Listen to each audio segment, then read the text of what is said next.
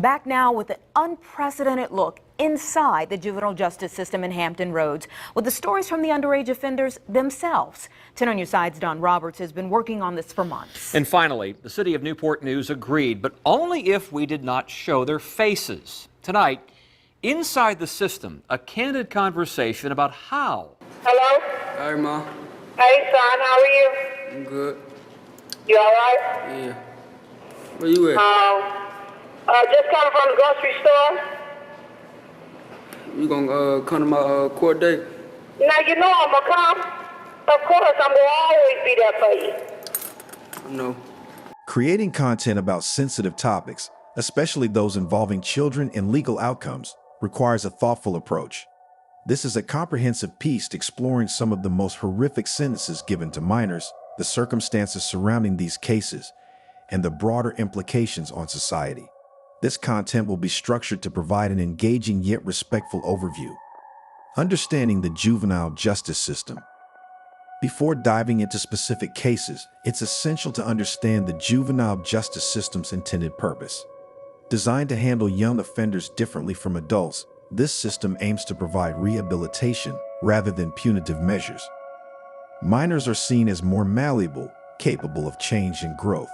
However, the nature of certain crimes and the societal outrage they provoke often lead to harsh sentences that seem inconsistent with this philosophy. Factors influencing sentencing. The nature of the crime plays a crucial role in shaping sentencing outcomes, especially when it comes to violent offenses like murder or sexual crimes. Such cases frequently attract intense media attention and public outrage, which can lead judges to impose harsher sentences as a means of reflecting community sentiments. This dynamic creates a challenging landscape for justice, where the emotional responses of the public can unduly influence judicial decisions. Another significant factor is the age of the offender. The younger the individual involved, the more contentious the sentencing process can become. Cases involving very young offenders often evoke sympathy, prompting calls for rehabilitation rather than punishment. This raises critical questions about the capacity of minors to comprehend the consequences of their actions and whether the justice system can appropriately address their needs. Judicial discretion further complicates matters, as judges typically have wide latitude in determining sentences. Each judge brings their unique philosophies about juvenile justice to the bench, leading to widely varying outcomes even in similar cases. This inconsistency can be troubling, especially when the fate of young offenders hinges on the individual beliefs of the presiding judge. Additionally, public pressure plays a significant role in high-profile cases, resulting in considerable outcry that can sway the legal system toward imposing more severe sentences than may be warranted. The combination of these factors creates a complex interplay that often prioritizes punitive measures over rehabilitation, particularly in cases involving minors, where the potential for change and growth is significant. 1. Lionel Tate, 1999. Lionel Tate, a 12-year-old boy from Florida, was convicted in 2001 of the murder of 6-year-old Tiffany Unick.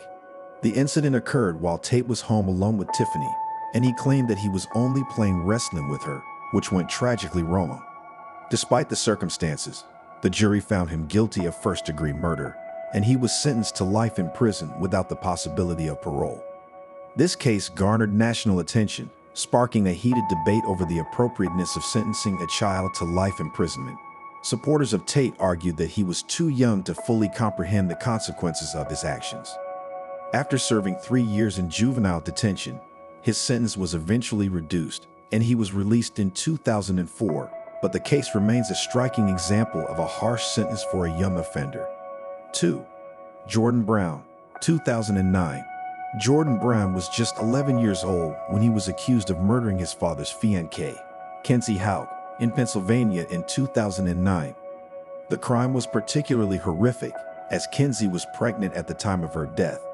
Brown was charged as an adult, facing a life sentence without parole if convicted. The case drew widespread media attention and sparked intense debate about whether an 11-year-old should be tried as an adult. In 2012, after spending nearly 4 years in custody, Jordan's conviction was overturned due to a lack of evidence linking him to the crime. This case highlighted the potential consequences of charging minors as adults, particularly when the justice system seems to prioritize punishment over rehabilitation. 3. Cody McCarty, 2013. In 2013, 16-year-old Cody McCarty was sentenced to 45 years in prison for his role in a robbery that led to the death of a man in Oregon. McCarty was part of a group that planned the robbery, but he claimed he did not intend for anyone to be harmed.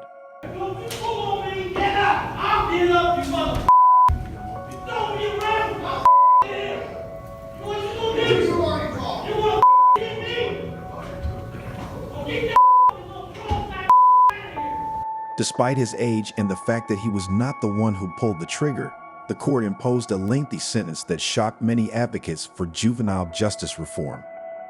McCarty's case serves as a reminder of the complexities involved in sentencing minors involved in serious crimes. Critics argued that his lengthy sentence failed to consider his potential for rehabilitation and the circumstances that led to his involvement in the robbery.